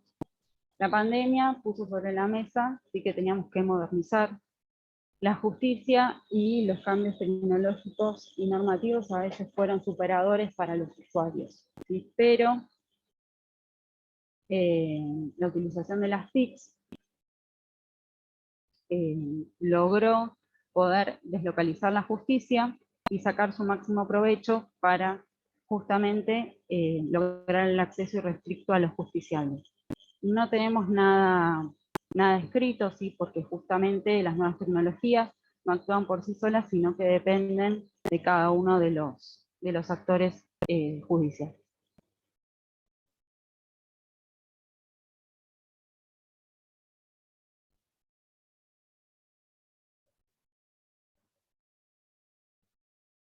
Bueno, no sé si dejamos abierto el espacio de preguntas, si hay trabajadores judiciales.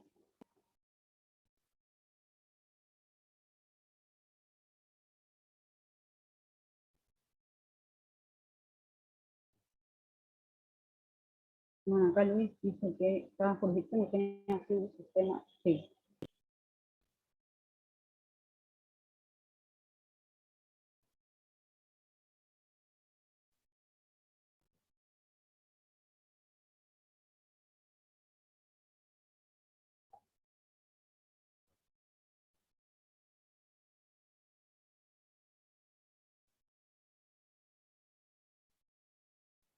No sé si se puede abrir el micrófono. Sí, una consulta. Nada, quería decir que la gente que si está interesado en hacer alguna pregunta, mediante las reacciones de Zoom pueden levantar la mano, y yo les voy habilitando el micrófono de manera ordenada. No sé si alguno tiene alguna pregunta. No sé si en el chat usted vio alguna pregunta para responder.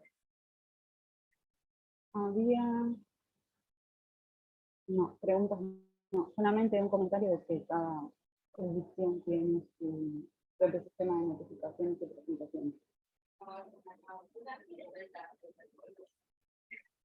No, después veo agradecimientos, no sé.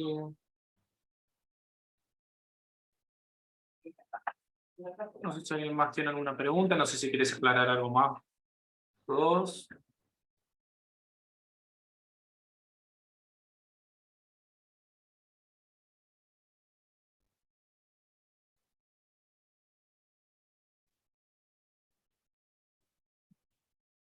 Bueno,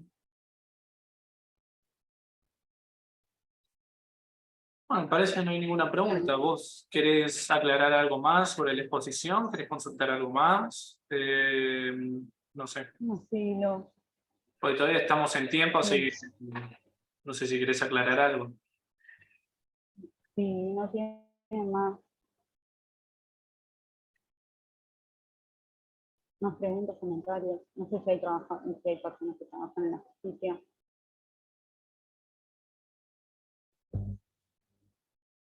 Oh, todos acá agradeciendo.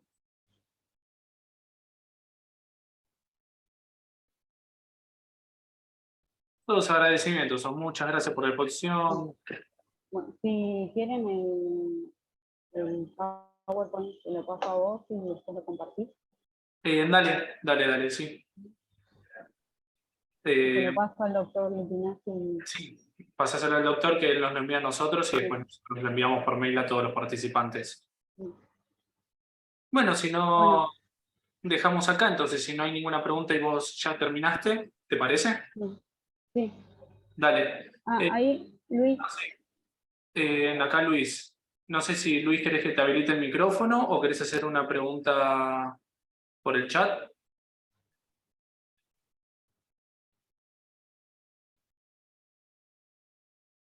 Ahí va, ahí te habilito el micrófono, ¿verdad?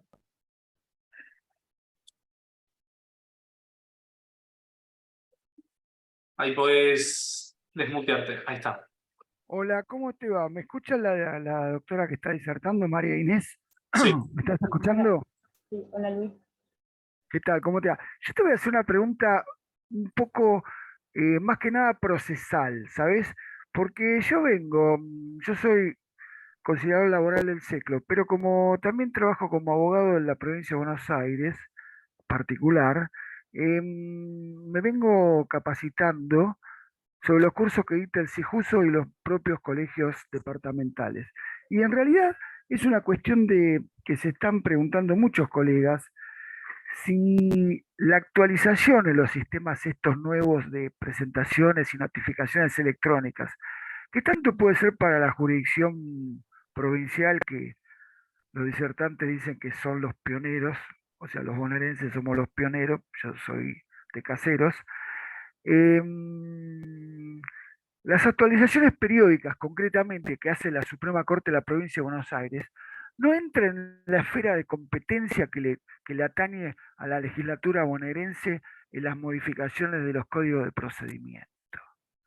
Porque vos fijate, ya que vos hablaste precisamente de la provincia de Buenos Aires, su sistema Augusta, que viene ya de hace un tiempo, que el código no se modifica con la misma velocidad, el código de rito, estoy hablando, ¿no?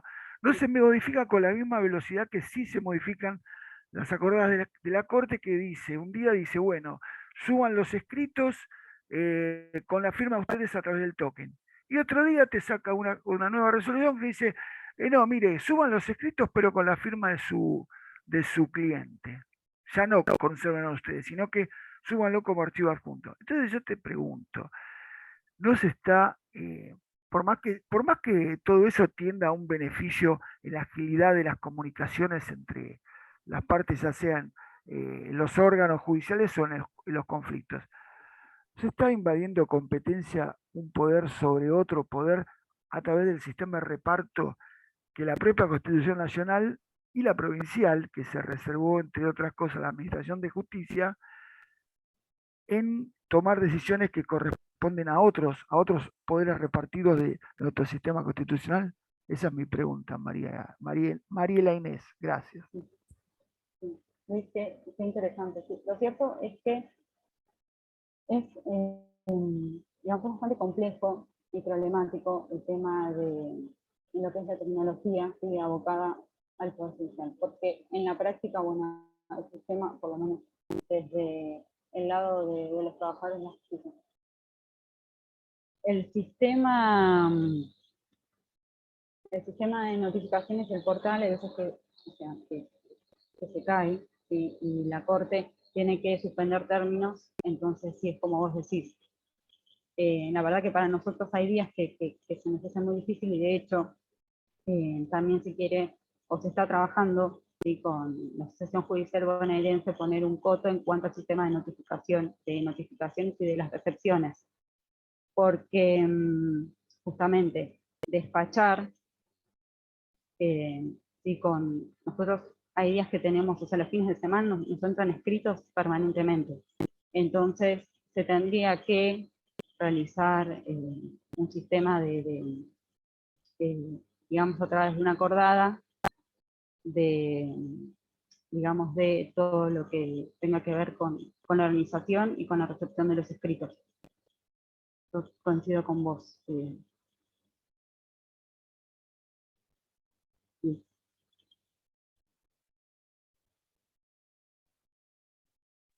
No sé, ahí. Ah, bueno. No, está bien. Entonces, es obvio que perdón, tampoco quiero que sea un diálogo, esto, si bien Sí. es una pregunta. Entonces, vos entendés que la Corte, en aras a la velocidad de las comunicaciones, Se le cortó el audio, me parece. Sí. No sé si va a volver. No sé si alguien más. bueno, Sí. Ahí está. Luis, te anda mal el wifi, parece, porque se te trabó el audio. Se te quedó en la Ahora, mitad. perdón, no, discúlpame, ahí me saqué el micrófono. No, yo le preguntaba entonces si Mariela coincide conmigo. Está bien que la Corte, cuando se cae el sistema, tenga que salir a declarar los días inhábiles, A ver, las antiguas 4 el horas foro, de gracia para presentar los antiguos escritos. El asunto es qué pasa cuando el sistema judicial hace modificaciones que competen al legislador bonaerense. ¿Me entendés? sí, Porque ha sí, avanzado digamos, con el propósito loable de mejorar la calidad y la velocidad de las comunicaciones. Ha avanzado sobre disposiciones que están sobre atribuciones que están atribuidas al legislador cuando sanciona sus códigos de procedimiento. ¿Entendés? sí. Entonces De hay que... hecho, sí, también hay un problema muy complejo en lo que es el foro penal. Sí, o sea, con el tema de cómo se valida la firma electrónica, ¿sí? Porque, por ejemplo, la mayoría de los escritos sí salen impresos, y por ejemplo tenemos una orden de allanamiento, ¿sí? Que dice que tiene que estar rubricada, de firma de puño y letra. Y cuando si sale con la impresión, y la única forma, digamos, de responder su validez, en cuanto a la validez de la firma, ¿sí? Sería o con la validación de QR, o con la validación a través del sistema del PDF, donde dice sistema válido. Así que sí hay un desfasaje en cuanto a lo que es el código de procedimiento con algunas acordadas o con las acordadas de la Corte. Claro, claro. Por eso yo estoy viendo que en algunos departamentos judiciales, sobre todo en las fiscalías, se está volviendo al trabajo presencial, cosa que antes era remoto. Sí, Eso compartís que eso está sí, sucediendo, ¿no? lo que es Ministerio Público, ¿sí? Lo que es el foro penal, es, digamos, otra cuestión de lo que es el foro laboral o las cuestiones civiles. En el foro, lo que son las fiscalías y defensoría, prácticamente hay presencialidad plena, ¿sí? Y esto es lo que sucede con el tema de la presentación de los escritos, ¿sí? Igual no hay una limitación de horarios de presentación de los escritos, ¿sí? Lo cierto es que tal vez eso, digo, de las presentaciones que hace el Colegio de Magistrados y Funcionarios de la Provincia de Buenos Aires y la Asociación Judicial Bonaerense, que quieren llegar a un acuerdo para que se limite, digamos, esta idea de que haya un tiempo, o sea, del horario de 8 a 14 en cuanto a la recepción y a que nos empiecen a contar los plazos. Bueno, te agradezco, Mariela Inés, por la respuesta que tuviste, que la verdad que me gustó lo que expusiste. Estos nuevos sistemas de comunicación, digamos, en los procesos. Gracias. Gracias, Luis. Bueno, no sé si alguien más tiene alguna pregunta o vos querés.